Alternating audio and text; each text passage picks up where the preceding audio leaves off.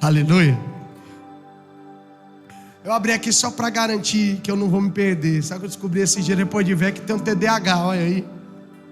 Estou falando, por isso que eu prefiro fluir aqui, porque Deus vai dando as palavras de profecia, a gente vai fluindo. Porque quando a gente vai ministrar a palavra, eu tenho um temor muito grande, porque eu entendo que as pessoas que estão me dando de presente a atenção não estão dando a mim, estão dando ao espírito da profecia. Quando você vem aqui, você não vem com a expectativa no pregador, você vem com a expectativa no Senhor que está neste lugar. E nós queremos nos sujeitar a esse espírito chamado Jesus, o espírito da profecia. Ele é a própria palavra. Então que ele possa fluir em nós e através de nós, amém? Amados, nós estamos aqui, o tema do aniversário deste ano é sobre o reino, né? Vocês podem me lembrar como é que é o nome do tema, pastor? O nome do tema desse ano, do reino, eis aí o reino de Deus, mano. Fala aí, macho. Eita, o reino de Deus está em nosso meio. Glória a Deus. E quando a gente fala de reino de Deus, tem a ver com a igreja, porque a igreja é a embaixada deste reino, né? O rei é Jesus, mas todo rei tem seus súditos, e como seus súditos, cidadãos deste reino, são eles os responsáveis de perpetuar essa cultura. A cultura, por maravilhoso que seja essa palavra cultura, no hebraico vem da mesma raiz da palavra culto. Tem tudo a ver com culto. Por isso que nossa cultura está tão deturpada, sabe por quê? Porque lá no fundo existem espíritos malignos querendo deturpar o culto. Por isso que toda cultura que é deturpada tem a ver com culto. Porque desde o Éden, culto é a ver com a cultura de cultivar o ambiente, de preservar a presença, preservar o ambiente. E nós, como igreja de Jesus, que é noiva do Cordeiro, mas também era o corpo de Cristo, somos os responsáveis por manifestar este reino, tá? Eu gostaria de conversar algumas coisas com vocês e tentar construir sem atrapalhar o que Jesus já estava fazendo no nosso meio. Eu entendi ontem que a palavra não estava comigo, era para o Guilherme liberar. Nós passamos a tarde toda falando sobre o reino de Deus, e eu disse assim: Gui, isso que você está falando está no meu espírito, mas era para o segundo dia. Mas sabe de uma coisa, cara? Eu estou sentindo que você tem que liberar essa palavra, sabe? Então, assim como Deus escreve o fim desde o começo, a gente começou a festa pelo final, vai começar o entendimento daquilo que foi ministrado ontem acerca do Maranata, do ansiar este reino, porque existem a palavra reino dos céus, que é descrito no livro de Mateus diversas vezes. Só para vocês terem ideia, no livro de Mateus é escrito 55 vezes a palavra reino, e dentre essas 55 vezes que a palavra é citada, reino, 34 vezes é reino dos céus, e 4 vezes é reino de Deus.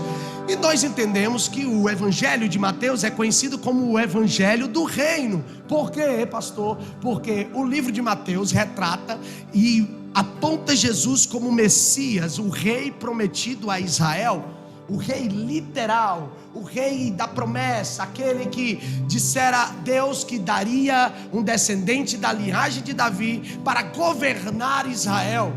E aí Mateus é o evangelho que foi escrito em hebraico, e ele foi escrito em hebraico porque era direcionado prioritariamente aos irmãos judeus que criam no Senhor Jesus. E por se representar aos irmãos judeus que criam no Senhor Jesus, ele tinha que trazer a consciência e trazer à memória as promessas de Deus. Sabe por quê? Porque Deus não tarda em cumprir sua promessa. Ainda que para alguns pareça tardia, ainda que para alguns pareça não é uma promessa de muitos anos, mas desde quando os pais dormiram, a gente já foi cativo tantas vezes, a gente já foi exilado tantas vezes, mas será que esse rei vem mesmo? Então, na plenitude dos tempos, quando se manifestou o Filho do Homem, foi enviado para os seus, e os seus o rejeitaram. Mas por que os seus o rejeitaram? A fim de que as ovelhas perdidas da casa de Israel, a plenitude dos gentios, pudessem ser acrescentados na promessa. Sabe por quê? Porque lá em Efésios diz que ele me elegeu nele antes da fundação do mundo. Ele não desejou a vontade de Deus, por mais que na primeira revelação ele separou um povo, um povo para dizer que é seu, um remanescente. Ele preservou Israel a fim de ser uma figura e tipo de algo que seria global, de algo que seria um povo separado para mim. Mas a ideia de Deus não é apenas uma cidade cheia da sua glória. A ideia de Deus não é esse templo que cabe 75 cadeiras cheias de pessoas e da glória de Deus manifesta nesse lugar. A ideia de Deus nem é só o Brasil, nem é só Israel. A profecia diz que o desejo de Deus é toda a terra cheia da sua glória e do conhecimento do Senhor. Aleluia! E é sabendo disso que se precisa gerar uma mentalidade. Porque, eu não sei se você percebeu, quando o povo ficou ali cerca de 400 anos, exilado pelo Egito, sufocado, sendo escravizado, e clamou ao Senhor, foi mais fácil o Senhor levantar um libertador e arrancar o povo do Egito do que arrancar o Egito do povo. Foram 40 anos a fim de arrancar uma cultura caída, uma cultura profana, e a fim de gerar uma cultura nova. Dizer, olha, eu sou o Deus dos pais de vocês, eu sou o Deus de Abraão, de Isaac, de Jacó, eu vos tirei com braço forte da terra do Egito. Mas foi necessário 40 anos no deserto a fim de santificar aquele povo, preservar um remanescente. E eu creio que é isso que Deus tem feito com a igreja do Senhor. Lá na carta de 2 Pedro, capítulo 3, quando fala, olha, desde quando os pais dormiram, dizem que vai vir um dia do Senhor, mas isso aí não vai acontecer não. E aí Pedro olha para os seus irmãos, e aquela carta direcionada diz assim, olha, não é tardia a promessa do Senhor. Não é tardia a promessa do Senhor. É porque o Senhor tem sido longânimo com vocês. Diga assim, longanimidade. Ele tem dado um longo ânimo, paciente. Ele tem sido longânimo com vocês, a fim de que nenhum se perca. Aí eu pergunto, Senhor, o que tem acontecido então? Ele está sendo longânimo com a igreja, a fim de que ela entenda o seu papel dentro da sociedade, de manifestar esse reino que é perpétuo e inabalável, essa cultura, a fim de não sermos mais moldáveis por esses padrões deste mundo e nos tornar representantes do Filho de Deus na terra. Sabe, e é pensando nisso que eu gostaria de clarear conosco aqui, ponderar acerca de alguns textos sobre o que é o reino dos céus e o que é o reino de Deus. Eu estudei um tempo e nesses meus estudos eu entendi que pelo Evangelho de Mateus ser direcionado aos judeus, se utiliza o nome reino dos céus, porque eles não têm costume de falar a palavra Deus. Não, eles não falam Adonai, eles não falam, porque é um nome santo. Então ele não leve o nome santo do Senhor Deus em vão. Eles pegam muito ao pé da letra nesse sentido. Por isso que Jesus, quando veio no Sermão do Monte, explicou muitas coisas, porque eles interpretavam diferente, né? Agora, eu fui estudar mais a fundo e percebi que se fala assim no livro de Mateus, reino de Deus. Se fala reino de Deus 4 vezes. Então eu entendi, pela revelação do Espírito, de que se trata de 2 configurações: aquilo que já é e aquilo que será. O reino dos céus está dentro da cosmovisão e do complexo que é reino de Deus. Mas o reino de Deus é metafísico, é espiritual e faz parte de uma mentalidade, é uma cultura. Reino de Deus é quando Deus governa a nós e através de nós. E quando se fala de reino dos céus aos irmãos judeus, o escritor do Evangelho está declarando literalmente de um reino físico que se manifestará, um local, um ambiente. Jesus, quando ele ensina a oração do Pai Nosso, ele diz assim, quando vocês forem orar, vocês vão orar assim: Pai Nosso que estás no céu. É um lugar.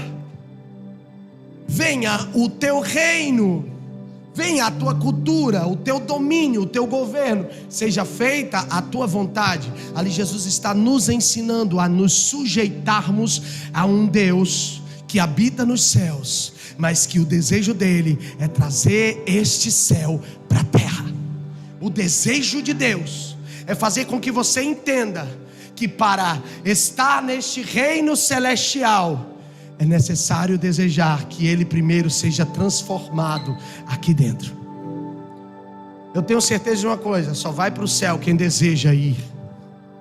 Só vai chegar ao céu aqueles que almejam e desejam esse ambiente celestial.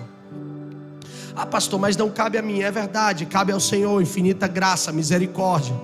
Não é por mérito humano, é verdade. Mas eu entendo que os cidadãos do reino, eu entendo que os filhos do reino, eles sentem uma saudade inexplicável de um ambiente que eles ainda não podem compreender. Como disse o pastor Guilherme ontem, os cidadãos do reino, eles desejam voltar para casa, mas o desejo de Deus não é te levar embora para o céu, é fazer com que o céu venha para a terra. E está descrito em Apocalipse capítulo 21, que vi um novo céu e a nova terra, e a cidade santa que do céu descia.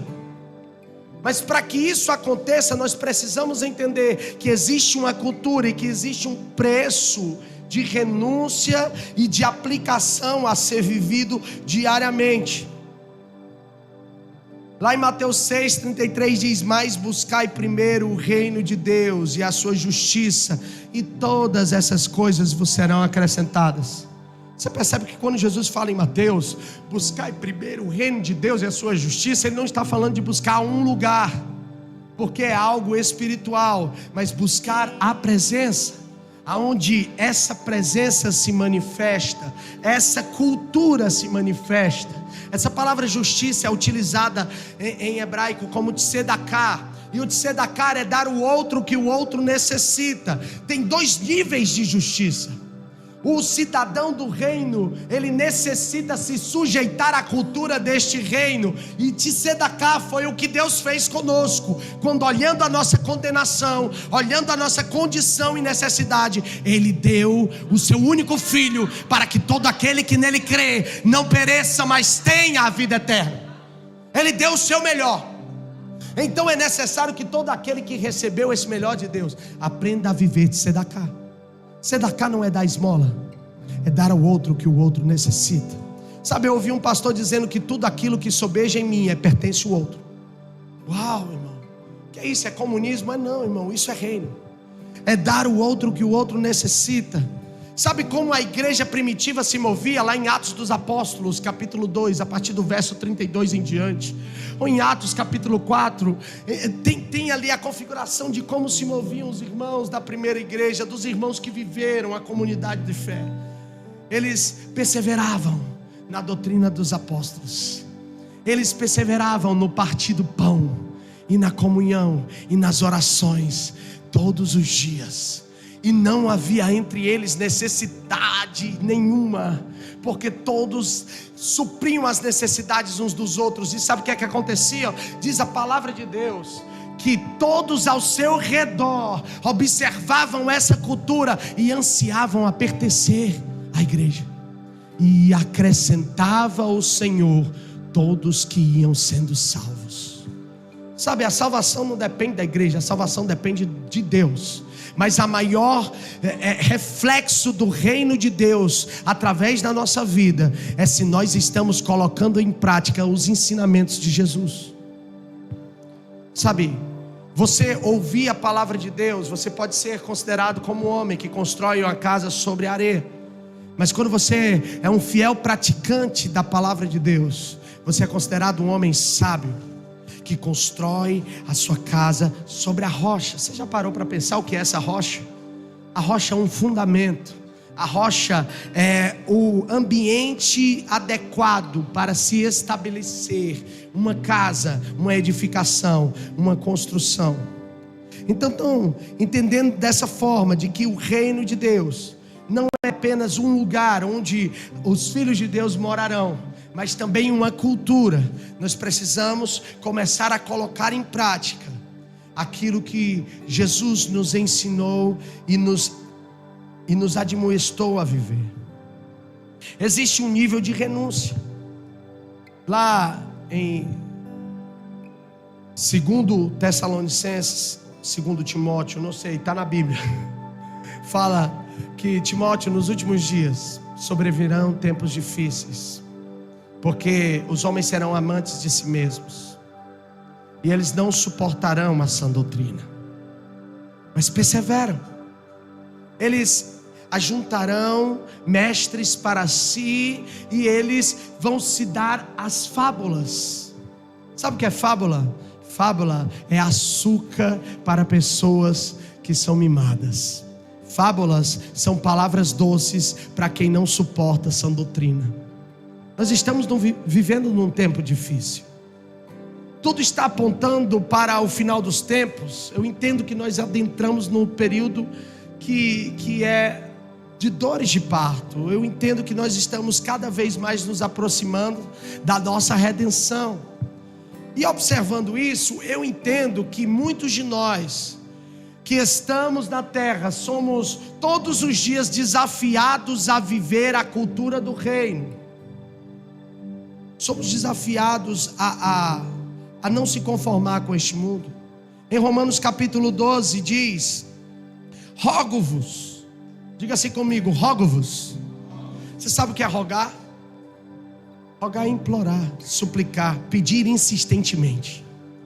Isso foi o que o apóstolo Paulo disse para a igreja: eu rogo a vocês, meus irmãos, pela compaixão de Deus, olha que forte, NVI, que apresentem os vossos corpos em sacrifício vivo, santo e agradável a Deus, que este é o vosso culto racional. Apresentar o corpo como sacrifício vivo, que é latente, é sujeitar as suas paixões por amor a Deus. Sabe, traduzindo bem as miúdas, apresentar ao Senhor o seu corpo que ainda está vivo, está latente. Existem paixões nos teus membros, existem sofismas na sua mente que você está vencendo todos os dias. Você leva isso como sacrifício diante de Deus, como sacrifício vivo e agradável. Senhor, o mundo me ensina a não amar o próximo, o mundo me ensina a não me sujeitar à sã doutrina, o mundo me ensina a cuidar da minha vida. Se estiver tudo bem comigo, os outros é que se virem. Não, o mundo me ensina a não ter uma vida de santidade, a não transar depois do casamento, tem que ser antes, você tem que provar, né? O mundo me ensina tanta coisa que é contrária à vontade de Deus, mas quando eu desejo viver o evangelho, eu escuto o apóstolo Paulo clamando: eu rogo a vocês, apresente os vossos corpos como sacrifício, porque o vosso culto racional não é entrar na igreja, levantar a mão e cantar, é ter uma vida de piedade diante de Deus. Esse é o vosso culto racional. O vosso culto racional é quando você abre mão de coisas que o mundo diz que é seu direito, mas por amar ao Senhor, você se sacrifica e é crucificado com Cristo para a glória de Deus. Esse é o vosso culto racional. E não sedes conformados a este mundo. O maior conselho de Paulo disse assim: não se conformem, não tomem a forma, não se modelem com o padrão deste mundo, não modelem o casamento de vocês com o padrão deste mundo, não modelem o trabalho de vocês com o padrão deste mundo, não vivam o jeitinho brasileiro que ganha vantagem em cima das pessoas, não se moldem a esses padrões. Não se moldem a este mundo, mas sede transformados. Nós precisamos de transformação, irmãos. Nós precisamos ser transformados de dentro para fora. Em alguns lugares a pessoa se converte e dão um padrão de crente para ela, veste um roupão, um paletó, uma gravata, dá uma Bíblia da capa preta para debaixo do braço e diz: a partir de hoje você é crente, quando dentro ainda está como um sepulcro caiado. Mas a vontade de Deus é: transformem-se, não com o padrão do mundo, mas pela renovação do vosso entendimento. Não há restauração, não há transformação que não vem através da palavra, porque a palavra nos transforma de dentro para fora. É só a palavra capaz de transformar a nossa mentalidade, a nossa cultura. Nós nascemos numa cultura caída, irmãos. Se você não renovar a sua mente através da palavra, você não vai ser transformado. Você não vai ser um verdadeiro crente. Você vai ser gospel. Você vai ter um nome de crente. Mas, meu irmão, talvez você nunca tenha tido o seu nome escrito no livro da vida. Porque o que garante que o seu nome está escrito no livro da vida não é como você se apresenta, mas é como você o é interiormente. Porque Deus não olha apenas as tuas obras externas, Ele conhece o foro interno, Ele conhece a intenção do teu coração, Ele conhece a sinceridade do nosso coração. Sabe, certa vez Jesus, Ele ensinando aos seus discípulos, Ele disse assim: olha, certa vez subiu 2 homens para orar no templo. Um deles era um fariseu. Ele subiu e chegando lá, ele levantou os olhos para o céu e disse: obrigado, Deus, porque eu não sou como este publicano miserável. Estou até exagerando, né? Tradução Jeová Salles. Não sou como esse publicano. Eu sou dizimista de tudo que tenho, e eu jejum 3 vezes por semana. E aquele publicano chegou, não tinha nem coragem de levantar os olhos aos céus. Ele se humilhou e disse: Senhor, tem misericórdia de mim, pois sou pecador. O que é mais maravilhoso que você conhece essa parábola? Porque Jesus, quando ele termina de contar, ele pergunta àquela multidão: qual destes 2 homens saiu justificado da oração? Sabe, irmãos, tem alguns irmãos que ficam se questionando: pastor, como é que eu sei que eu posso ter a certeza da minha salvação? E eu faço alguns questionamentos. E se essa pessoa demonstra que se sente carente da graça e da misericórdia de Deus, eu disse: tenha certeza da sua salvação. Porque a sua salvação não depende de você, depende daquele que pode dar a salvação. E só tem Salvador aquele que reconhece que necessita dele. Eu acho muito difícil alguém que se acha muito bom se humilhar e dizer: eu preciso de Jesus, eu preciso ser salvo. Existem muitas pessoas que têm essa dificuldade, mas eu entendo que as pessoas que são quebrantadas, que reconhecem todos os dias os seus delitos e pecados e se sujeitam a Cristo, essas pessoas são justificadas. Porque o Evangelho me garante: filhinhos, não pequeis, porém se pecardes, tem por vocês um advogado junto ao Pai. Sabe, amados, com tudo isso que eu quero desejar essa noite é que o nosso entendimento seja transformado, a fim de nós vivermos isso, para que experimentemos a boa, perfeita e agradável vontade de Deus. Sabe a oração do Pai Nosso lá em Mateus capítulo 6? Venha o teu reino, seja feita a tua vontade na terra como no céu. Só desfruta disso quem transforma a sua mente. Só é capaz de desfrutar a fim de que vocês provem. Uau! Para que vocês experimentem. Diga assim: eu só vou experimentar. Fala com autoridade para raciocinar, porque aquilo que você fala você internaliza melhor. Diga assim: eu só vou experimentar a boa, perfeita e agradável vontade de Deus quando eu renovar a minha mente. Quando a sua mente for governada por Cristo, quando Ele for o Senhor da sua vida, quando este Rei que nós tanto ansiamos e dizemos Maranata, já seja a sua sujeição, e o Maranata seja verdadeiro através das suas atitudes hoje. Não somente desejando o reino dos céus que há de descer dos céus e governar toda a terra, mas que Jesus possa começar governando o seu pequeno mundo. Diga assim: Jesus, você pode governar o meu pequeno mundo. Já vai treinando, irmão, porque se Ele governar o teu pequeno mundo e os teus sonhos e a tua casa e a tua família, você não vai ter problema quando Ele tiver que governar todo mundo. Entendeu? Se os teus sonhos são sujeitos a Ele, o teu casamento é sujeito a Ele, sabe, quando Ele se manifestar, então você vai olhar para o céu e não vai temer, mas você vai dizer: aleluia, louvado seja, bendito é o que vem em nome do Senhor. Porque você já está acostumado a viver nessa cultura. Tem uma canção muito linda que fala: sobre toda a terra tu és o rei, sobre as montanhas e o pôr do sol. Uma coisa só, meu desejo é: vem reinar em mim, Senhor. Essa música é muito forte. Principalmente a segunda parte que diz assim: sobre o meu pensar, tudo que eu falar, faz eu refletir a beleza que há em ti. Porque era isso que a igreja de Antioquia conseguiu internalizar, a ponto que de dentro para fora eles viam Jesus, Jesus, Jesus. Ele parece com Jesus. Ei, ainda que você tente se esconder, Jesus diz: é impossível esconder uma candeia, é impossível esconder uma cidade iluminada. Não tem, ela tem que ser colocada em destaque para iluminar todos ao seu redor. É impossível aqueles que vivem e se sujeitam a Cristo e ao seu reino serem escondidos, ainda que você tente negar. Eu me lembro de Pedro: não, eu não sou discípulo dele. Não, você parece com ele. Deixa eu te falar uma coisa, meu irmão, você que está aí no último banco, eu não vou citar seu nome para você não passar vergonha.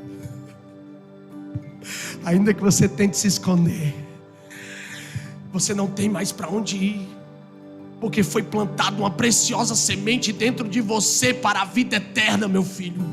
Você nasceu para viver para o reino de Deus. Ainda que você se escondem, as pessoas se aproximam de você para perguntar a respeito da fé, e você nem sabe muito, só que flui daí de dentro uma convicção e uma certeza de que foi Ele que te chamou, cara. Aleluia! Não adianta se esconder. É chegada a hora em que os verdadeiros adoradores vão se manifestar. E não é só dentro da Igreja Batista Ágape, aqui neste lugar, porque aqui é o nosso QG, o nosso quartel-general, onde nós recebemos a instrução do nosso irmão mais velho. Mas a vontade de Deus é: ide pelo mundo. Ide pelo mundo. Você já veio, não foi? Você veio.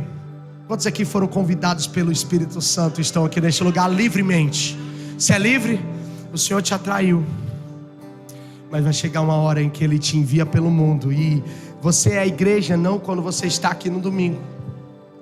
Você é a igreja na segunda-feira. Você é a igreja no seu trabalho. Nós somos igreja, mas você é um pequeno Cristo lá fora, sabe? E é esse o nosso maior desafio: sermos igreja quando ninguém da igreja está nos observando. É necessário gerar um temor e uma convicção, porque às vezes a gente tem perca de memória. A gente pratica coisas que qualquer cristão tem vergonha, talvez porque a gente às vezes se esquece de que o próprio Deus está presente, observando. Estamos cercados de uma tamanha nuvem de testemunhas. E essa tamanha nuvem de testemunhas é para dois motivos. Não é para te oprimir, não. A vontade de Deus dessas testemunhas é que eles possam testemunhar acerca dos frutos de Deus na tua vida. Pena que muitos de nós somos reprovados. Mas essa noite não. Essa noite eu quero te encorajar a colocar em prática o reino de Deus, a fim de que o reino dos céus venha o mais rápido possível. Amém? Você deseja isso para a sua vida, para o seu casamento, para os seus dias, para os seus filhos? Deixa eu dizer uma coisa para vocês, papai e mamãe. Eu sou fruto de um pai e de uma mãe que vivia o evangelho. Os nossos filhos não fazem o que a gente manda eles fazer. Os nossos filhos não obedecem às nossas ordens. Eles imitam a nossa conduta. Eu via todos os dias o meu pai se ajoelhando no final de um dia cansativo. Tinha passado o dia trabalhando, mas antes de dormir, ele se ajoelhava e colocava toda a família para se ajoelhar ao redor da cama. Eu me lembro que às vezes eu estava entediado, estava cansado. Eu disse: não, a gente precisa fazer o nosso culto doméstico. E o meu pai, ele dizia assim: Jovazinho, você vai fazer uma oração, o Emanuel vai cantar e o papai vai pregar. O engraçado é que eu acho que o meu pai tirava a gente para treinar as mensagens dele, que ele pregava quase meia hora. Você que estava pregando para uma igreja lotada. Eu dormia e acordava, e a última vez que eu acordava, ele me acordou: vamos, meu filho, vá se deitar que o papai vai trabalhar cedinho. Hoje o que eu mais desejo é tentar imitar pelo menos a metade da conduta do meu pai com os meus filhos. Que nós possamos fazer isso todos os dias, porque é assim que o evangelho nos ensina. inculca no teu filho a lei do Senhor. Quando acordares, andando pelo caminho, ensina o teu filho no caminho que ele deve andar. Entenda, ele não diz aponte o caminho. Ei, escuta, não é aponta o caminho para tua filha aí. Não, ensina no caminho. Porque é uma conduta de que ele vai observar que você também acredita. Lá em Mateus 24, e eu amo escatologia, mas não vou entrar nos pormenores. Mas diz que nos últimos dias, nós estaríamos num dias como os de Noé. E eu aprendo algo com os dias de Noé, que ele estava inserido numa sociedade depravada assim como a nossa, sim ou não? Que era inimiga da fé e da conduta de Deus, sim. Você concorda comigo?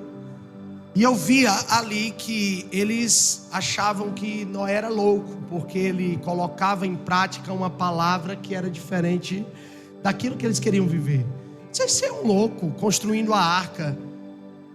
E eu aprendo em Hebreus 11 que Noé se tornou pregoeiro da justiça, não porque ele falou, mas porque ele colocou em prática a instrução do Senhor.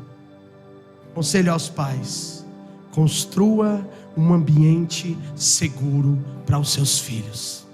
Sabe algo mais que eu aprendo com Noé?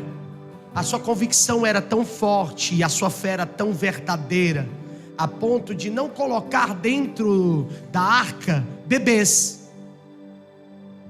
A palavra deixa clara que entrou Noé, a sua mulher, os seus 3 filhos e as suas noras. Ou seja, eram homens. Homem não é colocado à força dentro de arca. O homem, ele é convencido por causa de um exemplo. Então que a nossa conduta, Pai, que agora eu quero falar com os homens, a nossa conduta, Pai, tem que arrastar pelo exemplo. A nossa mulher só é submissa a alguém que ela admira. Ela só vai se sujeitar a alguém que parece com Jesus. Os nossos filhos só vão se sujeitar a alguém que parece com Jesus, porque a autoridade está no exemplo. Então que essa noite nós possamos refletir nessa pequena reflexão sobre o que é a cultura do reino, sobre o que é colocar em prática esse governo de Cristo, e que nós possamos ser um exemplo para essa sociedade, para essa cidade, para essa nação. Fica de pé comigo, amém?